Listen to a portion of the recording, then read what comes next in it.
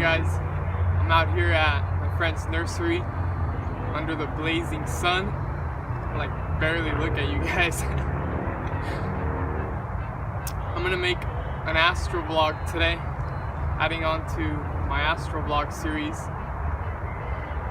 So I hadn't attempted this in a couple of days because I don't know, I just wasn't feeling it.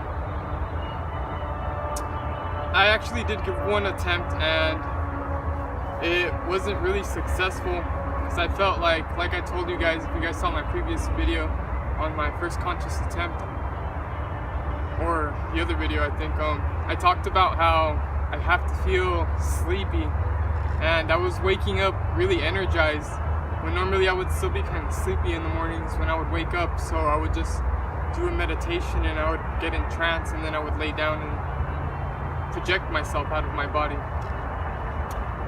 But I was feeling really energetic, and I would meditate, but I just felt really energized, and I would lay down and I would just feel fatigued. And I'm not saying I couldn't have done it, but it was gonna take a hell of a lot longer than it was normally taking before. Before it was like 15-30 minutes or so, and this one they start going over 30 minutes and I start getting frustrated and I basically give up. But today I was feeling tired in the morning, so I went for it, and I kept my meditation going for a little longer. I don't know if that's would help as well, but I laid down, and this time I was more conscious of the thought process I was going through.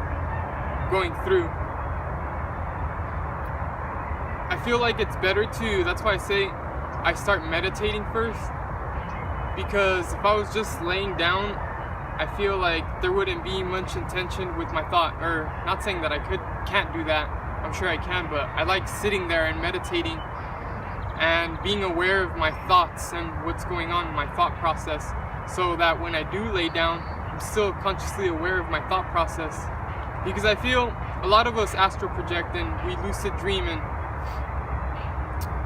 there's a point that is lost. All the thought process before you start lucid dreaming that happens, that could be vital, because it could be steps of how to get there again, so you could reference it and try to rebuild that same state of mind that you were experiencing in order to recreate the feeling. And that's what I've been doing. I always tell myself to just let go and not try to understand it too much, like let itself reveal itself to me, and not force it to tell me. I do want to know, I'm sending out that energy that I want to understand it, but I know it's not going to be fully revealed to me all in one big shebang, you know? It's a big learning process. So as I'm going through my thought process, I'm already at the point where I've let go of a lot of the thoughts that are goals, negativity, stuff I haven't accomplished, past, future. It all becomes even more irrelevant. You become in this just so now moment, and it doesn't matter what's going on in your surroundings. People could be talking outside. I try this when people are outside of my room, since I live in the back.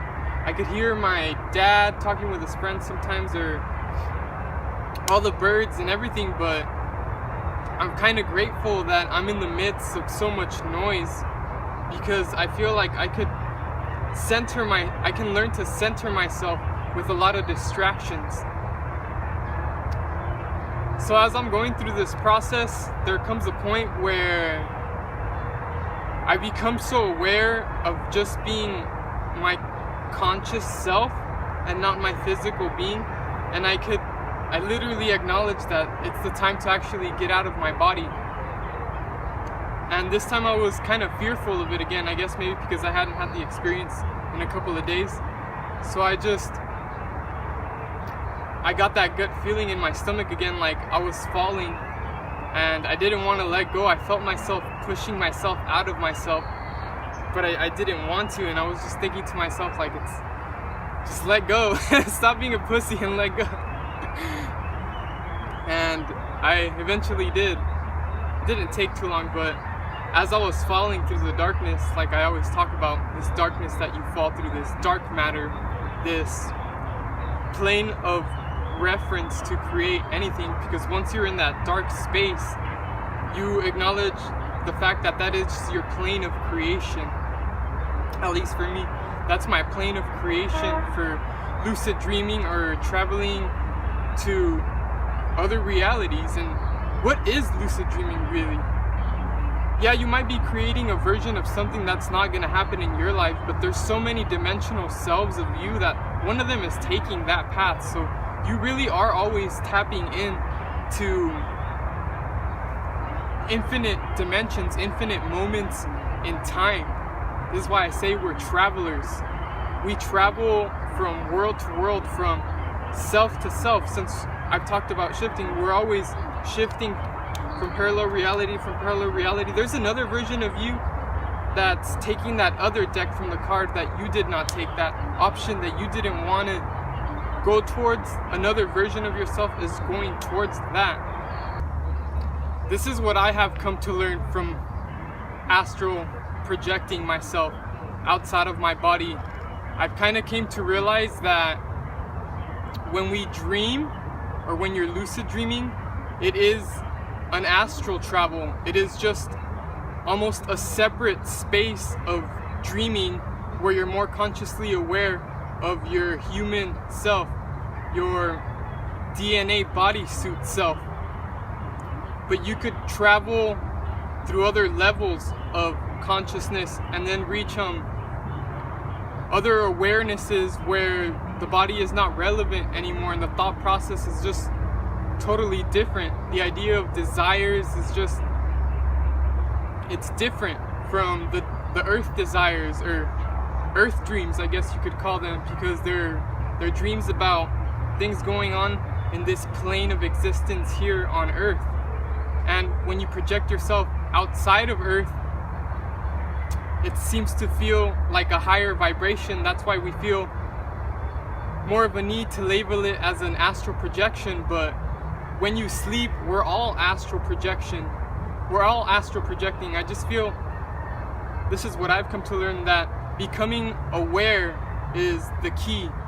Lucid dreaming all the time, becoming aware all the time, so you can always tinker your life either here on earth or travel to other dimensions unrelatable to earth's type of experience to gain other type of spiritual information to bring to earth.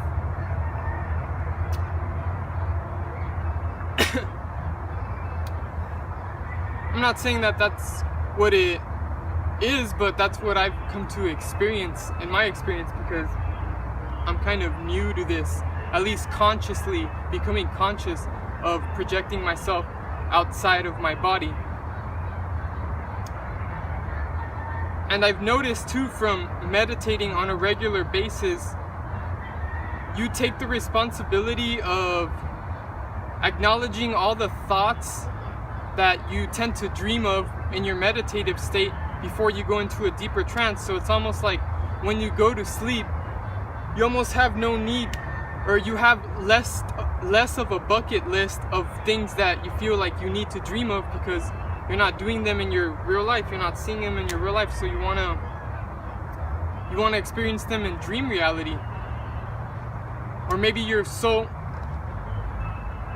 in love with the way you're experiencing life that you are dreaming of what you're experiencing on a daily basis. But there's more to experience when you become consciously aware of what you're experiencing when you go to bed, especially that whole transition that happens before you get to the conscious lucid dream or astral projection, because that process creates a connection, so there almost is no end. There is no laying down and telling yourself, I'm going to sleep. There is just laying down to project yourself or concentrate on another version of your existence. So I hope you guys enjoyed this video. Hopefully I could keep doing these astral projections because I really am enjoying them. And I know I will, but I want to be more consistent because it's intoxicating. It really is. I always tell people, like, when are things gonna stop getting less intense? But I guess I say it sarcastically because I don't want them to. I'm a thrill-seeking junkie. And these types of things excite me. So I'm gonna keep going for it, and I'll keep logging it in for you guys. So if you guys like that video, leave a comment, like, subscribe. Thank you guys for watching. See you guys tomorrow.